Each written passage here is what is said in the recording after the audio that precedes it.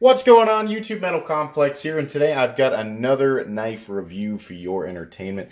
This is the VDK knives, or VDK GOAT, G-O-A-T, exactly like the animal. This is the mini version. There is a large version. We'll go into size and things like that here in a second. This knife was provided to me by a very generous viewer. If you watch that unboxing where I unboxed like 4 different knives, he allowed me to borrow all of those for review, and they were all things that I was interested in.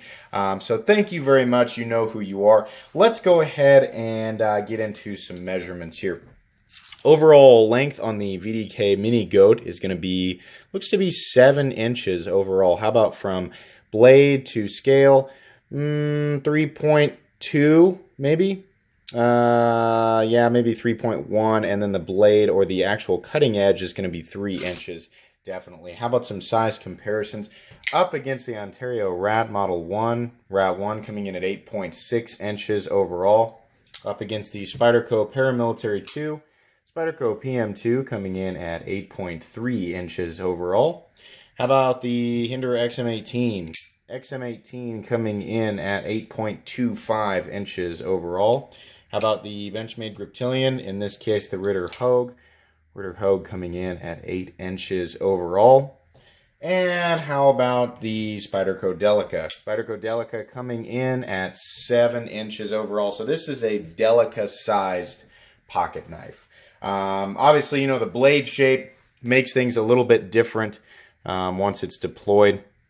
Or, well, overall silhouette is completely different, but if you want a good size comparison and just in terms of, you know, length, it's the Spyderco Delica. Let's go ahead and weigh it. Shut it real quick and give you a look at the action. This knife runs on bearings and is actually very smooth with a very nice action. That is an impressive feature of this knife. Okay, total weight on this guy, 3.81 ounces. Let's try again. 3.81 ounces. So it's going to be under that 4-ounce mark for those of you who subscribe to that line of thinking. Though a lot of people will say, your weight to blade length ratio is not that good, blah, blah, blah. This is an easy knife to carry in terms of weight. It's not something that would sway my decision, but whether or not that affects you is entirely up to you. Let's talk about the anatomy of this knife. What we have here is a very interesting Wharncliffe style blade. Kind of looks like a the bill of a some sort of aggressive bird. It's almost like a vulture bill. You have an ever so slight recurve in the blade, and I did not notice that until I looked the blade up. I assumed this was straight, but I looked this knife up to get some more information on it, and it said, you know, slight recurve, and they're right. There is an ever so slight recurve in the blade, curving this way, kind of like a scythe. You have a blade stock thickness that is probably about the same as the Griptilian or Ritter Hogue. It actually looks to be slightly thinner, so probably 0.11, something like that.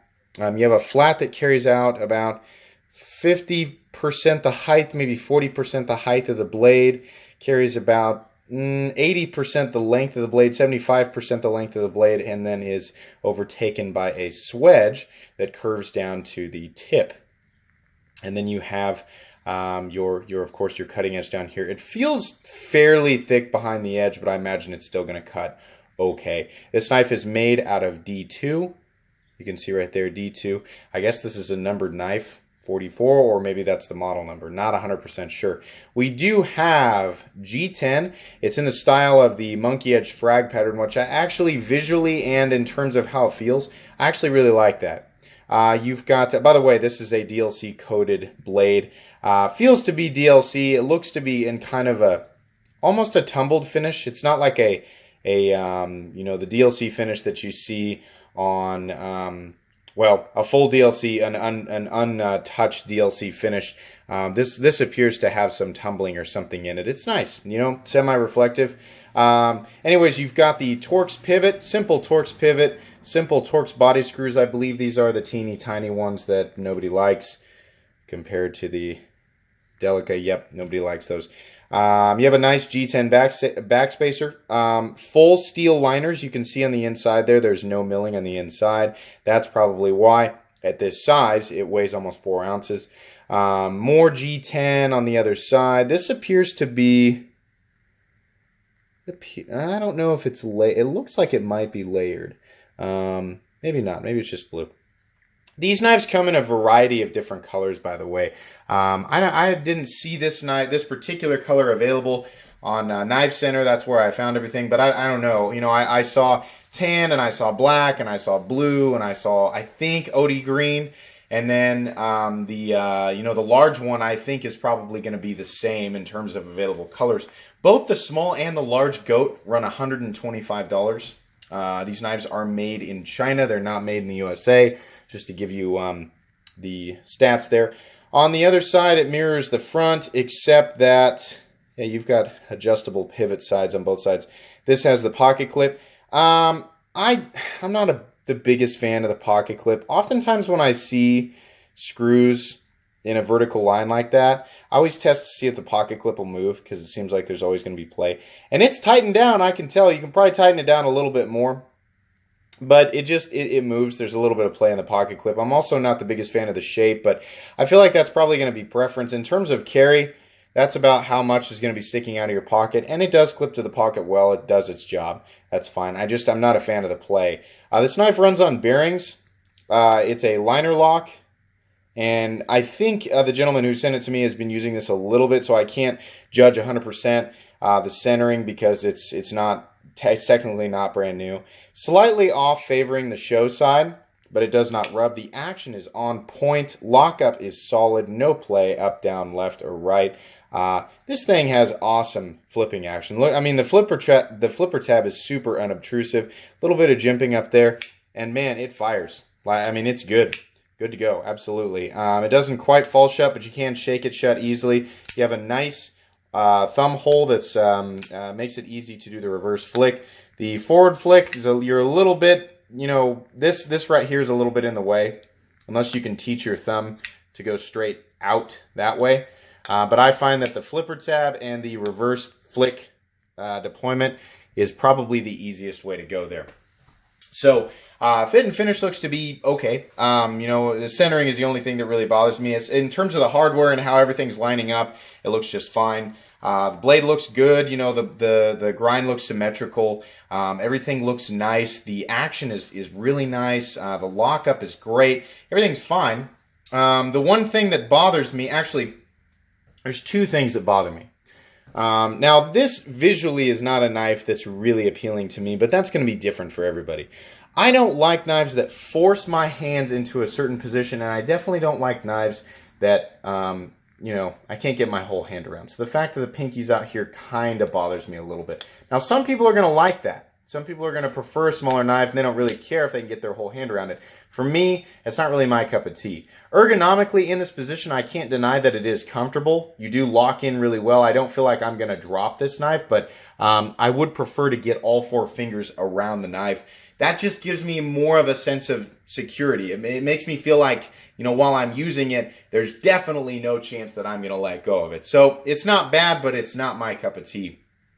It also is a little bit, it just has this very blocky appearance, you know. It's the same reason that, like, the PM2 bothers me. Everything is just blocky. You know, I like things to be a little bit more rounded off. I really like how the Hogue Ritter does their G10, the contouring. I guess I'm just more of a fan of contouring. And I know a lot of you are like, well, your XM18 is super blocky. Yeah, it is. I'll admit that. I'm just super biased. I love, if Hinder Knives ever comes out with a contoured version of their knife, I'll be all over it. But the blocky nature of the G10 scales on this is not doing it any justice in my eyes. But some of you guys are not going to be bothered by it. It does also create kind of some unnecessary thickness. I mean, you can see here the thickness of this knife compared to, like, the PM2. I mean, that thing, it's thick. You know, this guy's kind of chunky.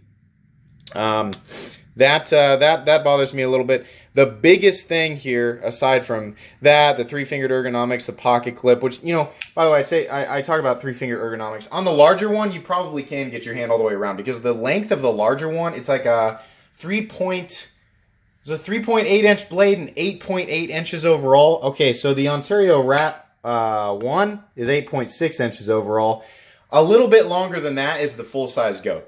So I'd imagine that would take take care of a lot of the problems ergonomically that I have with this knife. Though I imagine you'll still get the blocky nature and the chunkiness of the scales in general. Here's the biggest problem with this knife: the price. D2 steel is great. G10 is great. I love full steel liners that come all the way out to the lips. The action on this thing is awesome.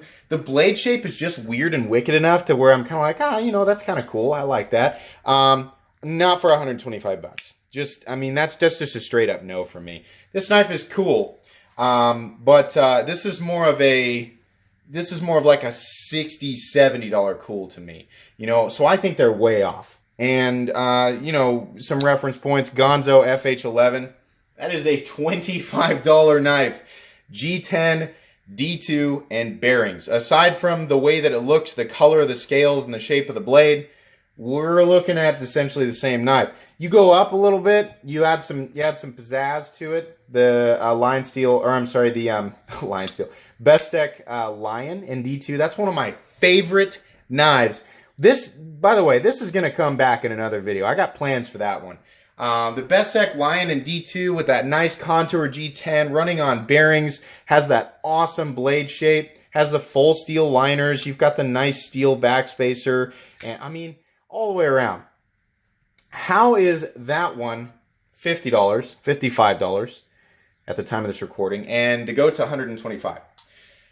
I do not see it. I do not understand that at all. The goat's a cool knife, you know, and it's got the fidget factor, you know, the thumb hole in there allowing you to deploy it like this. And in terms of utility, yeah, I like those blades where the tip allows me to kind of readily get into packages. It's probably going to be great for that.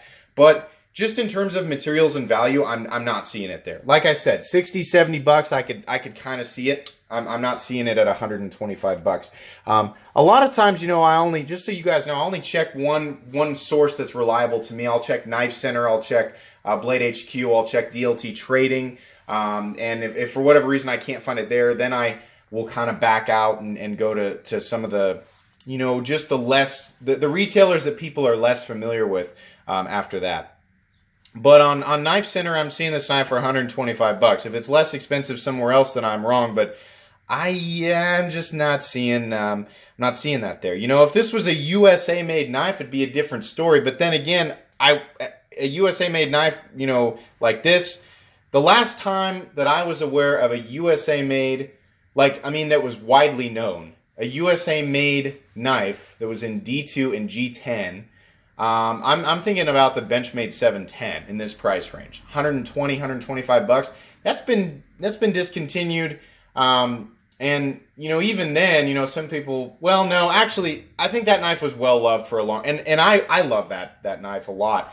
But with steels like S30V, S35, sorry about that, had a phone call. Anyways, we were talking about the Benchmade 710 and how M390 was kind of hitting the scene then. So, you know, maybe the sales for that model were just kind of falling off, and maybe it wasn't as popular as it used to be. I know it was one of the, you know, it's like one of everybody's favorite knives, like 5, 6, 7, 8 years ago. But that was the last time I remember a model being dominant at the $125 mark in D10 and G2. Now, I'm sure there are still knives out there that exist in that price range. Probably not ones that are doing super duper well. I'm thinking of the Steel Will.